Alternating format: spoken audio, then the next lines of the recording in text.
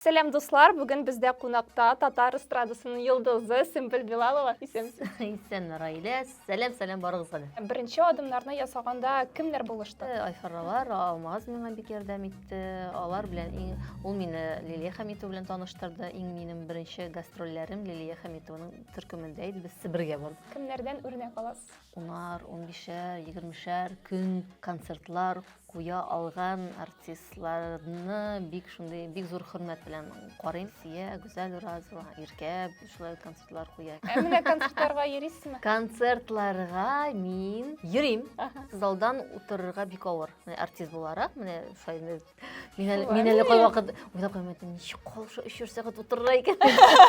Димәк, сез композитор да. Минем иҗатымда үзем язган ничә шәр икән? 3-4 шәр бар. Бүгенгә шулар иде.